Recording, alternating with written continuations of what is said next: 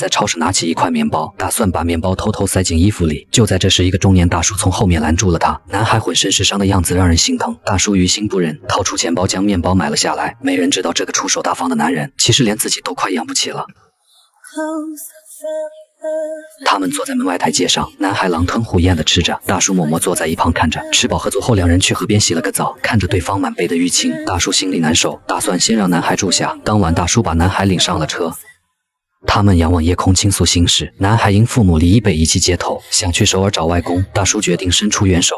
第二天早上，男孩就消失了，大叔的钱也被全偷了。男人失魂落魄地坐在车旁，忍不住大声感叹：这世上好人总是吃亏。说着说着，大叔心脏病又犯了。旁边的狗马上过来提醒主人该吃药了。看到哈皮担心的样子，大叔心里苦笑，现在的人还不如一条狗知道感恩。老王收拾完带着狗又上路了，压根没打算回去，并非不愿，如今他早已无家可归。他早早离开学校开始工作，靠自身奋斗成家立业。原以为日子会安稳的继续，一次普通体检竟查出他患有严重心脏病，他经济困难无力手术，只能靠药物勉强维持。妻子得知后毫不犹豫地提出了离婚。老王领着女儿回到娘家，望着空荡的屋子，一脸无措。曾经热闹的家只剩他一人。看着身边的哈皮，老王决定带着狗狗踏上人生最后的旅程。他收拾好家中值钱物品，立刻启程，开着老车出门。第一天就碰见了那个男孩。大叔无奈去了废品站，想用这些东西换点钱，但老板觉得不值钱，客气地回绝了他。老王只好找朋友求助，可没人愿意借钱给他。下岗潮不及了身边每个人，大家都手头紧。男人失魂般地回到屋里，哈皮突然倒在地上，表情痛苦。老王惊慌失措，这是他仅剩的家人了。善良的老板开车把狗送到了医院，医生救回了他。可大叔还没缓过神，就收到了一张天价账单。老亚又一次央求店主收下他的物品。看着男人无助的目光，店主最终还是同意了。付完钱剩下的刚好够车费。和老板道别后，我带着狗继续上路，朝着目标继续前进。小狗把头探出车窗，大口吸着新鲜空气，那搞怪的样子让老王笑出了声。时间一长，男人手头的钱渐渐见底，他打算在本地找份活干，这里的工厂也不肯要他。望着车外漂泊的大雨，老王有些沮丧，像他这样的人早已被社会淘汰。第二天，他们去了一家海边咖啡馆，打算在那吃午饭。正巧老王胸口一阵发紧，赶紧摸出药来，却发觉药已经吃完了。男人强装笑容安慰狗狗，反正吃药也治不好这病。他下车买了杯咖啡，用剩下的钱给哈皮买了吃的。望着店门口漂亮的狗屋，老王站起来和老板聊了几句，发现老板很喜欢狗。他暗自下定决心，他和哈皮在河边坐了很久，静静地看着夕阳落下。该走了，老王求店主收留哈皮。看着对方疑惑的眼神，他低声说自己已经没钱了，养不起狗。晚上主人在狗窝上写下狗的名字，他反复叮嘱老板说这狗机灵得很，务必好好照顾。就在这儿跟哈皮告别了，主人把钱绳递给店家，随即转身走开。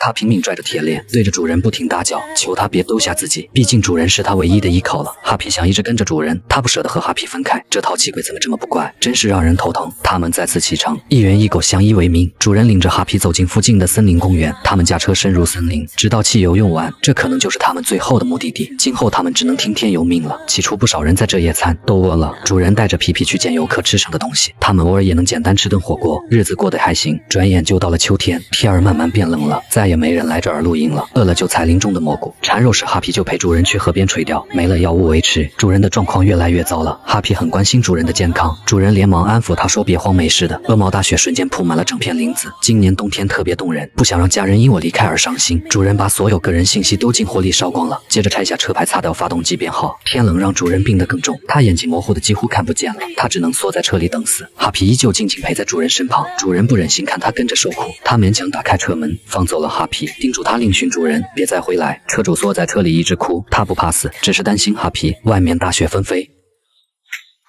哈皮盯着主人的面包车慢慢朝雪地外挪去。哈皮冒着冷风在街上东张西望，努力为主人找吃的。夜里主人听见外面有动静，哈皮回来了，他叼着一大袋吃的，自己没动，全留给主人。主人虚弱地对哈皮告别，早就说了别给我找吃的了，真开心你能回来，这次真的要和你道别了，感谢你一直陪着我。天上星星真多啊，我好像听到了星星在说话。主人轻轻合上了双眼，在这星光点点的夜晚，主人永远离开了他。哈皮用舌头轻舔主人，大概以为主人只是睡着了，马上就会醒。哈皮怕爷爷没饭吃，天天都去觅食，他找到食物却一口都没动。他把面包叼到主人身边，期盼主人快点醒来陪伴自己。不知不觉车里食物已堆成一座小山，主人睡得太沉，他独自熬过了整个冬天。哈皮成了流浪狗，饿了就去田里吃土填肚子，搞得脸上全是泥巴，渴了就去溪边喝点水。他满身污垢在街上晃悠，路人都捏着鼻子躲开他。他明白自己身上有味道，但没人帮他梳毛了。过马路时看见别的狗都有主人牵着，他真羡慕，主人以前也这样牵着他。他沮丧地趴在地上，任凭冷雨淋湿全身。哈皮特别想主人了。他沿着主人带他走过的路前行，远远望见有人扎营。如今一切都已不同往日。盯着烤架上的肉，哈皮似乎听见主人在喊他。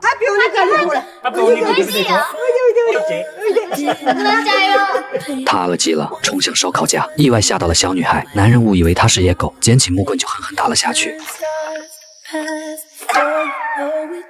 哀嚎声遍布整个林子，剧烈的痛感让他明白这只是幻觉。他的腿被打断了，头上也满是鲜血。哈皮瘸着腿，一瘸一拐的在林间走着，他的毛被血浸透了。他想找到回家的路，这次却格外漫长。剧烈的疼痛让他精疲力尽。哈皮瘫倒在地，这时又听见主人在喊他：“哈皮，哈皮，加油！”他勉强支撑着站了起来。他听着主人的呼唤，慢慢走进了森林深处，总算找着车了。接着，哈皮缓缓走到车旁，他用尽最后一点力气挪到主人身旁。真棒，哈皮，辛苦你了，安心睡吧。